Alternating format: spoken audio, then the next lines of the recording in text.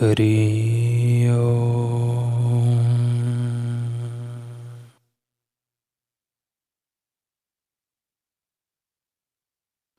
हरि ओम।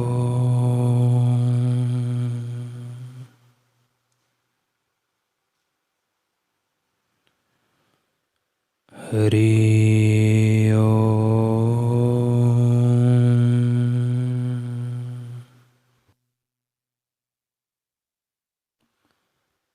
ओम श्री सद्गुरु परमात्मने नमः।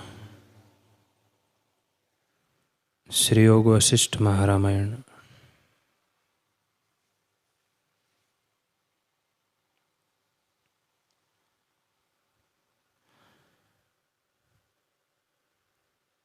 मंकी ऋषि बोले, हे भगवान, अब मैं जानता हूँ कि मेरा कार्य सिद्ध हो गया। मुझको अज्ञान से मोह था, उसका नाश करने को तुम समर्थ देख पड़ते हो। मेरे हृदय का तम नष्ट करने को तुम सूर्य उदय हुए हो। हे भगवान, यह संसार असार है, पर लोगों की बुद्धि विषयों की ओर ही दौड़ती है, जहाँ दुख ही होते हैं। जैसे जल नीचे स्थान को चला जाता है, वैसे ही हमारी बुद्धि नीचे स्थानों को दौड़ती है और वही चाहती है।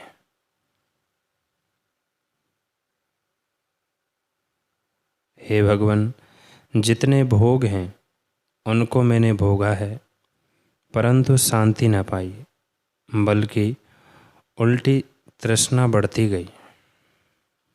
जैसे तृषा लगे और खारा जल पान करिए तो तृषा नहीं मिटती, बल्कि बढ़ती ही जाती है, वैसे ही विषयों को भोगने से शांति नहीं प्राप्त होती, तृष्णा बढ़ती जाती है। हे मुनिराज, देह जर्जर हो जाती है, दांत गिर पड़ते हैं और अति क्षोभ होता है, तो भी तृष्णा नहीं मिटती।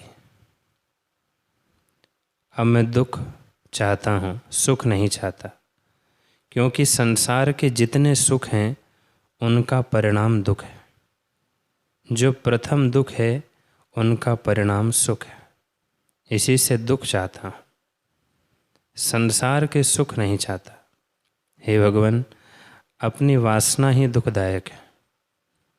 जैसे कुशवारी कीड़ा घर बनाकर उसमें आप ही फंस मरती है, वैसे ही अपनी वासना से जीव आप ही बंधन को प्राप्त होता है। हे मुने, वह कौन काल था जब अज्ञान रूपी हाथी ने मुझको वश किया था, और उसका नाश करने वाला ज्ञान रूपी सिंह कब प्रकट होगा? कर्म रूपी तृणों का नाश करता विवेक रूपी वसंत कब प्रकटेगा? और वासना रूपी अंधेरी रात्रि का नाश करता ज्ञान रूपी सूर्य कब उदय होगा? हे भगवान, वैताल तब तक ही दिखता है जब तक निशा है। जब सूर्य उदय होता है तब निशा जाती रहती है और वैताल नहीं दिखता। वैसे ही अहंकार रूपी वैताल तब तक है जब तक अज्ञान रूपी रात्रि दूर नहीं होती। हे भगवान, जब संत जनों के उपदेश से आत्मज्ञान रूपी सूर्य प्रकट होता है, तब अहंकार रूपी वैताल वहाँ नहीं विचरता। संत जनों का संग और सतशास्त्रों को देखना चांदनी रात्रि के समान है। उनसे जब स्वरूप का साक्षात्कार हो तब दिन हुआ जानिए। जब तक संत जनों का संग नहीं करता और सतशास्त्रों को नहीं देखता, तब तक अंधेरी रात्रि है। हे भगवान, जो सतशास्त्रों को भी सुने और फिर विषयों की ओर भी घिरे, उसे बड़ा अभागी जानिए। मैं वही हूँ, परंतु अब मैं तुम्हारी शरण आया हूँ। मेरे हृदय रूपी आकाश में जो अज्ञान रूपी कोहरा है वह तुम्हारे वचन रूपी शरत काल से नष्ट हो जाएगा और हृदयाकाश निर्मल होगा। हे भगवान, मैंने त्रिदंड साधे हैं, अर्थात दीर्घ काल तक मन, शरीर और वाणी से 3 तप किए हैं, परंतु आत्म प्रकाश नहीं हुआ। अब तुम्हारे शरणागत होकर तरूँगा, इसलिए कृपा करके उपदेश करो जिससे मेरे हृदय का तम दूर हो। वशिष्ठ जी ने कहा, है तात, संवेदन, भावना, वासना और कलना ये अनर्थ के कारण है। जब इनका अभाव हो तब कल्याण हो। शुद्ध चिन्मात्र पद प्रत्यक्ष चैतन्य अपने स्वरूप में स्थित है। जो अहंकार का उत्थान है वही संवेदन है। भाव यह है कि पहले आप कुछ बना, फिर चेता और अपना रूप चित्त में स्मरण हुआ, तब भ्रम मिट जाता है। और यदि जो कुछ बना उसकी भावना होती है कि मैं यह हूँ, तो इससे संसार दृढ़ होता है। फिर वैसे ही वासना दृढ़ होती है और अपने शरीर के अनुसार नाना प्रकार की कलना होती है। फिर संसार के संकल्प विकल्प उठते हैं। हे ब्राह्मण, ये अनर्थ के कारण है। जब इनका अभाव हो तब कल्याण हो। जितने शब्द और अर्थ हैं उनका अधिष्ठान प्रत्येक चैतन्य है। सब शब्द उसी के आश्रित है और सब वही है। जब तू ऐसे जानेगा तब वासना का क्षय हो जाएगा। जब अहम संवेदन फुरता है तब आगे संसार भासित होता है। जैसे जब वसंत ऋतु आती है तब बेलें प्रफुल्लित होती हैं, वैसे ही जब संवेदन फुरता है तब आगे संसार सिद्ध होता है। और जब संसार हुआ तब नाना प्रकार की वासना फुरती है और संसार नहीं मिटता। हे अंग, संसार जन्म मरण का ही नाम है। जब यह संसरण मिटेगा तब आत्मपद ही शेष रहेगा। वह तेरा अपना रूप है। इससे इस वासना को त्याग कर अपने आप में स्थित हो रहे, सब तेरा ही रूप है। जब तक वासना फुरती है तब तक संसार दृढ़ रहता है। जैसे वृक्ष को जल दीजिए तो बढ़ता जाता है, वैसे ही वासना रूपी जल देने से संसार रूपी वृक्ष बढ़ता जाता है। इससे वासना का नाश करो कि यह संवेदन ना उठे। जब वृक्ष जल से रहित होता है तब आप ही सूख जाता है। हे पुत्र, आत्मा में जगत नहीं हुआ, केवल परमार्थ सत्ता है। जैसे रस्सी में सर्प कुछ वस्तु नहीं, रस्सी के अज्ञान से ही सर्प दिखता है, वैसे ही आत्मा के अज्ञान से संसार भासित होता है। जब तू आत्मपद को जानेगा तब परमार्थ सत्ता ही भासित होगी। जैसे बालक अपनी परछाई में भूत की कल्पना कर भय पाता है और जब विचार कर देखता है तब भूत कोई नहीं, सब भय दूर हो जाता है। वैसे ही आत्मा के अज्ञान से संसार के राग द्वेष जीव को जलाते हैं। ज्ञानवान को वासना संयुक्त संसार का अभाव हो जाता है और केवल अद्वैतात्म सत्ता ही भासित होती है। जैसे स्वप्न से जागकर स्वप्न के प्रपंच का वासना संयुक्त अभाव हो जाता है, वैसे ही जब आत्मा का साक्षात्कार होता है तब वासना संयुक्त संसार का अभाव हो जाता है, क्योंकि वह है ही नहीं। जैसे घटादिक में मृतिका से भिन्न कुछ नहीं, वैसे ही सब प्रपंच चिन्मात्र स्वरूप है, उससे भिन्न नहीं। जितने शब्द अर्थ हैं सब आत्मा ही है। हे मित्र, जो कुछ आत्मा से इतर भासित होता है उसको ब्रह्मात्र जानो। जैसे आकाश में नीलिमा जो दिखती है वह ब्रह्मात्र है, वैसे ही विश्व असम्यक दृष्टि से दिखता है, सम्यक दृष्टि से सब प्रपंच आत्मस्वरूप है। दृष्टा दर्शन दृश्य की त्रिपुटी भी बोध स्वरूप है, बोध ही त्रिपुटी रूप होकर स्थित है। जैसे स्वप्न में एक ही अनुभव त्रिपुटी रूप हो भासित होता है, वैसे ही है जागृत की त्रिपुटी भी आत्मस्वरूप है। हे अंग, जितने स्थावर जंगम पदार्थ हैं सब आत्मस्वरूप है। जो परमात्म स्वरूप ना हो तो भासित ना हो। दृष्टा रूप से जो अनुभव करता है वह एक अद्वैत रूप है। उसी स्वरूप के प्रमाद से भिन्न भिन्न त्रिपुटी भासित होती है, तो भी कुछ उससे भिन्न नहीं है। जैसे स्वप्न में त्रिपुटी अपने अनुभव से भासित होती है, जो अनुभव ना हो तो क्यों भासित हो, वैसे ही यह त्रिपुटी भी अनुभव रूप आत्मा से भासित होती है। इससे सब परमात्म स्वरूप है, कुछ भिन्न नहीं। और जब भिन्न नहीं तो है ही नहीं, क्योंकि सब की एकता परमार्थ स्वरूप में होती है।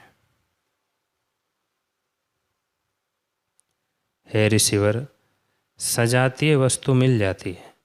जैसे जल में जल की बूंद डालिए तो मिल जाती है, क्योंकि एक रूप है। वैसे ही बोध से सब पदार्थों की एकता भासित होती है, क्योंकि द्वैत सत्ता कोई नहीं है। जैसे स्पंदन और निस्पंद दोनों पवन ही हैं, और जल तरंग अभेद रूप है, वैसे ही विश्व परमार्थ स्वरूप है। इससे ऐसे निश्चय करो कि सब ब्रह्म स्वरूप है, अथवा अपने को उठा दो कि मैं नहीं, जब तू ना होगा तब विश्व कहाँ से होगा।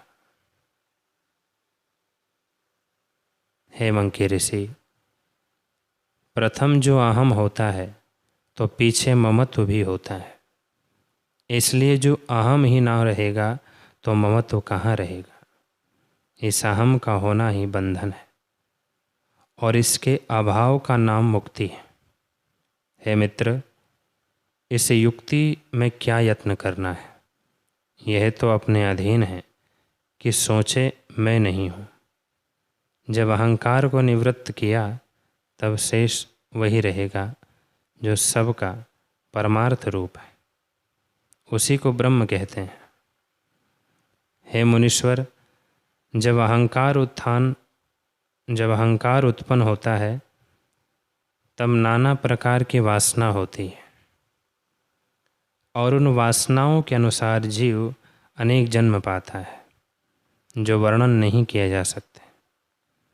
जैसे पवन से तृण उड़ते और भटकते फिरते हैं, वैसे ही वासना से जीव नाना योनियों में भटकते फिरते हैं। जब पर्वत से कंकड़ गिरता है तब चोटें खाता नीचे को चला जाता है, वैसे ही स्वरूप के प्रमाद से जीव जन्म जन्मांतर पाते चले जाते हैं, और वासनानुसार घटियंत्र की नाई कभी ऊपर और कभी नीचे को जाते हैं। जैसे हाथ से ताड़ना किया गेंद कभी ऊपर और कभी नीचे को जाता है। हे अंग, इस संसार का बीज वासना है। जब वासना निवृत्त हो तब सबकी एकता हो जाती है। जब तक संसार की वासना दृढ़ है तब तक एकता नहीं होती। जैसे दूध और जल मिलता है तो उनका संयोग हो जाता है, वैसे ही आत्मा और विश्व का संयोग नहीं। आत्मा केवल अद्वैत और सबका अपना रूप है।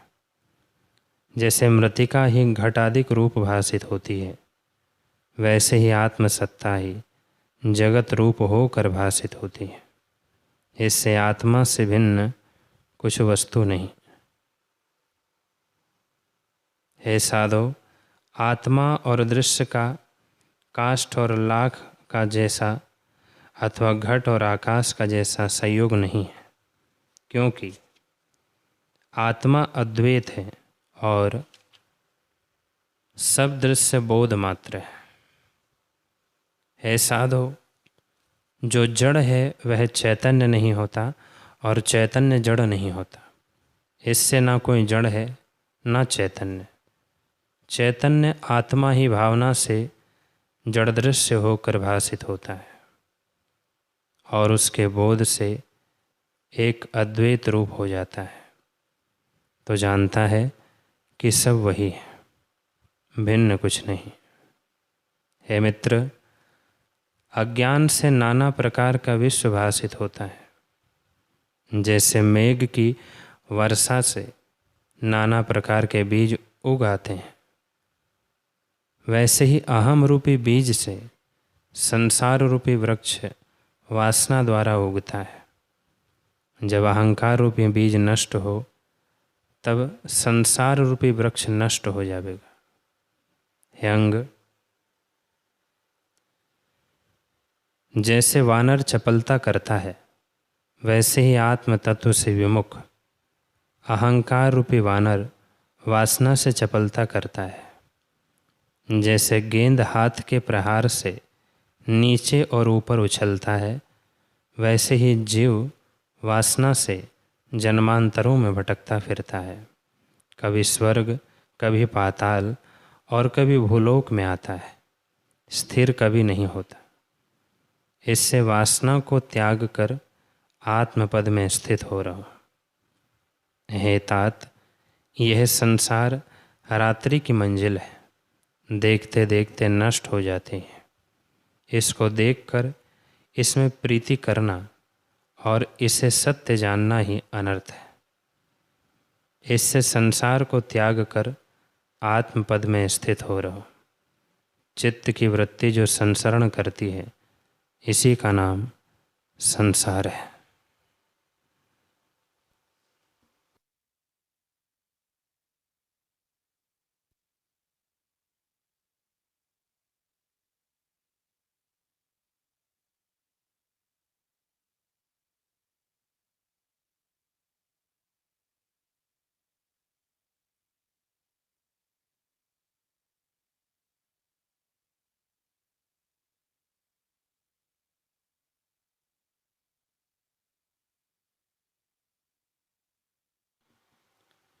हरि ओम।